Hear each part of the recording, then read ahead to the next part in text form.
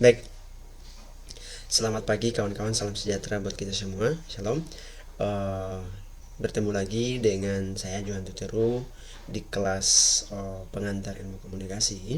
Nah, pada kesempatan ini kita akan mempelajari soal fungsi-fungsi komunikasi. Di pertemuan sebelumnya kita sudah membahas soal bagaimana hakikat dan definisi daripada komunikasi itu sendiri, kemudian apa yang menyebabkan atau mendorong sehingga kita perlu berkomunikasi, kenapa pentingnya komunikasi bagi manusia. Maka pada kesempatan ini kita akan mempelajari tentang fungsi-fungsi komunikasi.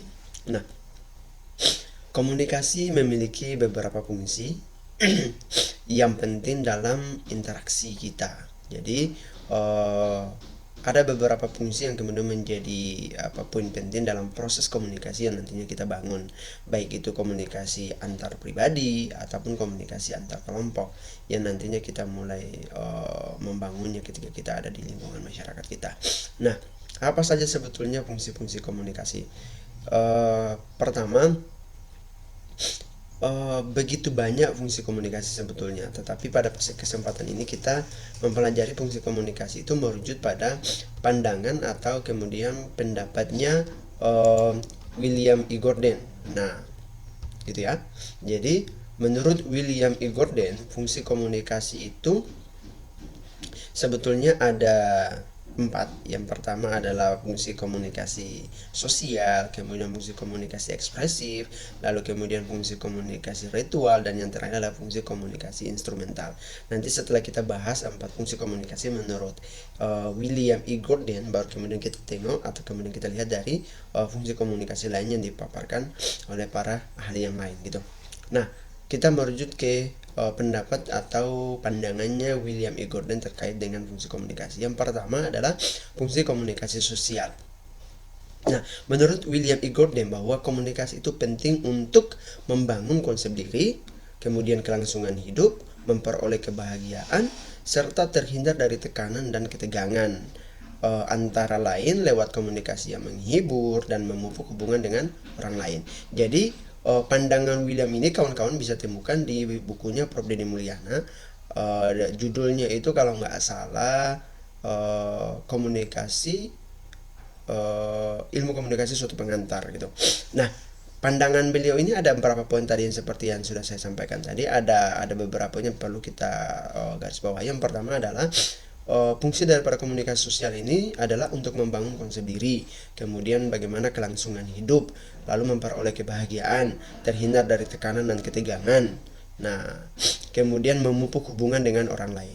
Nah, yang pertama, kita akan lihat yang pertama, konsep diri. Pembentukan konsep diri adalah pandangan kita mengenai diri kita, dan itu hanya bisa kita peroleh lewat informasi yang diberikan orang lain kepada kita. Jadi, bagaimana kita memahami atau memberikan pemahaman terhadap diri kita soal apa yang kita punya, apa yang kurang dari diri kita, apa yang lebih dari diri kita, apa yang harus kita tawarkan, dan apa kondisi kita dari sisi sikap misalnya, itu tidak akan mungkin kita peroleh dari pandangan kita sendiri atas diri kita tanpa melalui orang lain. Jadi pembentukan konsep diri ini terbangun itu melalui pandangan orang lain kepada kita berdasarkan apa yang mereka lihat dari apa yang kita tindak, apa yang kita lakukan, mulai dari sikap kita, tingkah laku kita, kemudian gerakan kita, lalu kemudian sikap kita, perbuatan kita, itu semua akan ditengok oleh orang. Karena itu maka kemudian pandangan orang itu kepada kita itu yang disebut dengan pembentukan konsep diri. Nah, pertanyaan kemudian, tapi kita bisa tengok diri kita nanti di cermin misalnya. Boleh, kita bisa tampakkan diri kita di cermin. Tetapi coba teman-teman berdiri depan cermin yang besar. Apakah teman-teman menampakkan sikap teman-teman? Teman-teman dapat melihat tindakan teman-teman atau kemudian perilaku kawan-kawan? Enggak. Yang tampak di depan cermin itu hanyalah bentuk fisik kita. Jadi rupa kita yang kemudian nampak di situ, ada yang kurang atau lebih dari apa yang ada pada diri kita, khususnya pada fisik, itu yang nampak di situ di cermin itu. Tetapi berkaitan dengan sikap, perilaku, tindakan, itu tidak akan kelihatan. Maka yang tidak kelihatan oleh cermin itulah yang kemudian diberikan penilaian oleh orang lain. Nah, penilaian orang lain itulah yang kemudian menjadi bagian daripada pembentukan konsep diri kita, begitu. Nah, kalau kita lihat dalam siklus atau kemudian lingkaran pembentukan konsep diri itu digambarkan semacam lingkaran.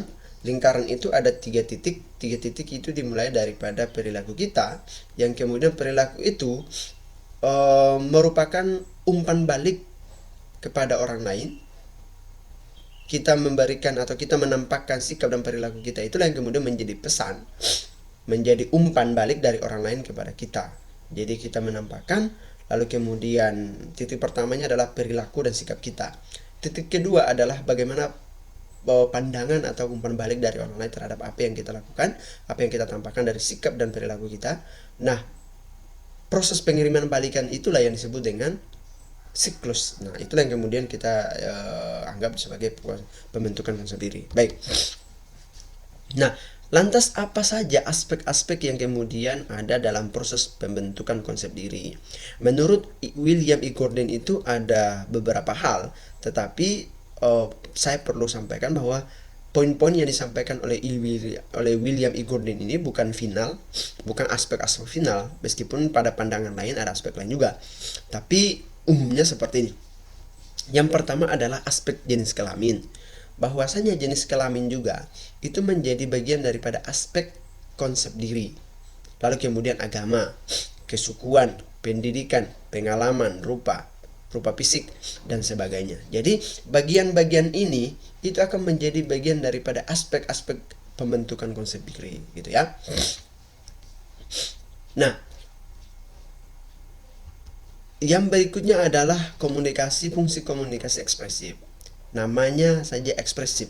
Ekspresif berarti bagian daripada ekspresi atas diri. Nah, komunikasi yang dilakukan sendiri ataupun dalam kelompok yang secara otomatis tidak bertujuan untuk mempengaruhi orang lain, nah, namun dapat dilakukan untuk menyampaikan perasaan-perasaan emosional melalui pesan-pesan nonverbal.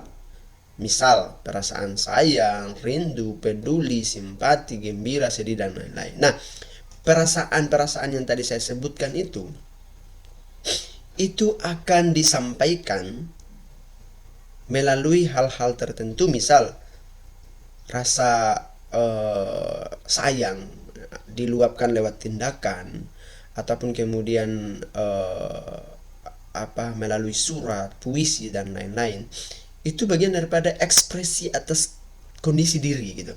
Jadi fungsi komunikasi ekspresif ini adalah bagaimana kita melakukannya baik secara individu ataupun kelompok, dengan tujuan bukan untuk mempengaruhi orang lain, namun untuk menyampaikan perasaan-perasaan emosional kita. Misalnya ada kayak misal ya, ketika di keseharian kita biasanya di kalangan muda dulu ya, bukan sekarang ya. Kalau sekarang kan ketika dia merasa bahagia, kadang dia selfie kemudian post di YouTube misalnya atau di TikTok, itu juga bagian daripada ekspresi atas kebahagiaan diri misalnya. Entah dia mendapatkan sesuatu sehingga membuat hatinya bahagia misalnya, itu bisa diekspresikan lewat foto dan lain-lain. Tapi kalau misalnya kita coba tilik ke belakang di zaman-zaman sebelum perkembangan teknologi seperti saat ini, di zaman-zaman orang tua kita misalnya, itu ketika mereka dalam situasi membangun hubungan yang dalam tanda kutip hubungan pacaran, biasanya mereka menggunakan puisi sebagai keterwakilan atas perasaan emosional mereka buat pasangan mereka. Nah, itu contoh-contoh bagian daripada fungsi komunikasi ekspresif, gitu ya. Lalu kemudian kita perlu tahu emosi yang dimaksudkan di sini apakah emosi seperti apa. Nah, emosi juga itu dapat disalurkan lewat bentuk-bentuk seni seperti puisi, novel, tarian, atau lukisan seperti yang tadi saya sampaikan.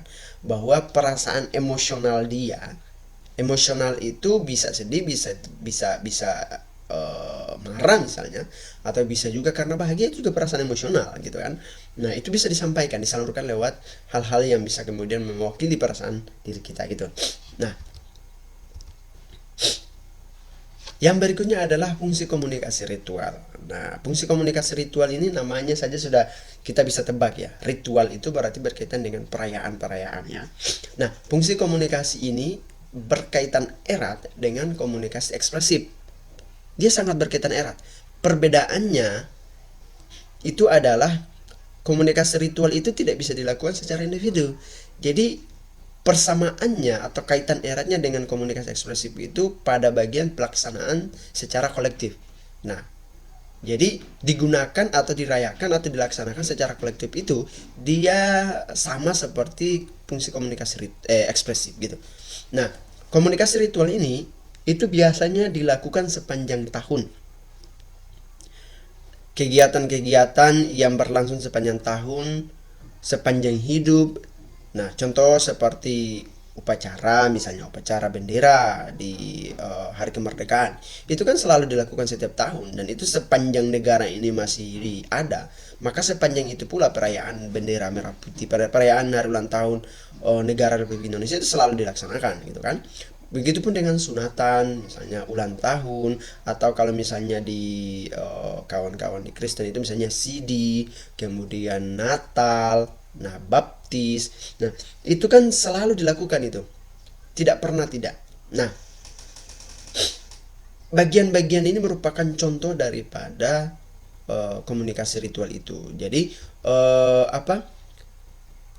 komunikasi ritual itu pelaksana daripada komunikasi itu, atau orang yang berpartisipasi di dalam proses komunikasi ritual itu mereka menegaskan komitmen mereka pada tradisi yang mereka telah laksanakan, baik di lingkungan keluarga, komunitas, suku, bangsa, negara, ideologi, ataupun agama mereka. Contoh, kalau kita perayaan hari ulang tahun negara Republik Indonesia, maka komitmen kita itu skalanya adalah skala negara.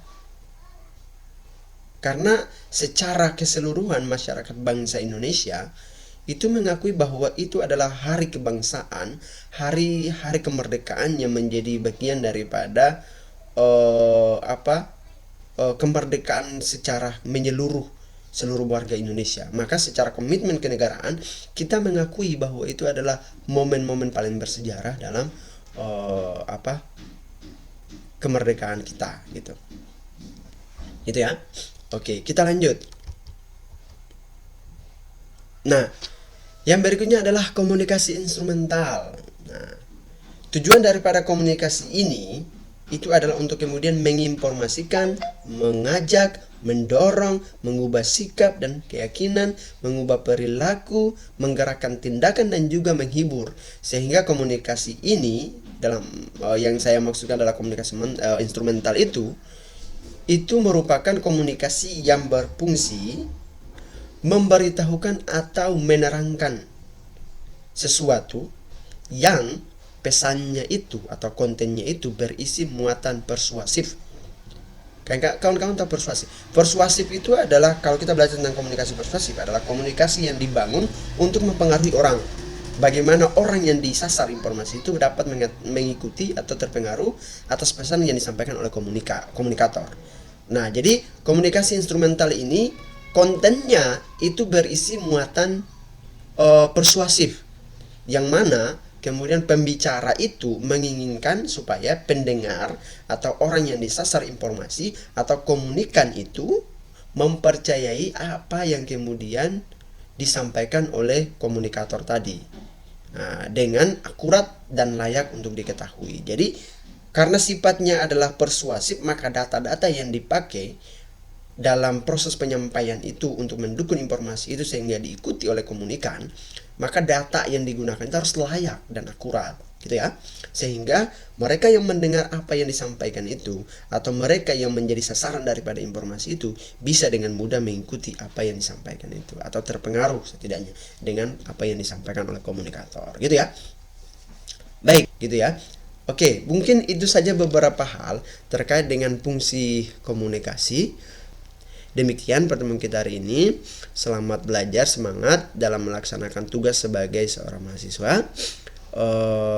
Cukup sekian. Selamat bertugas.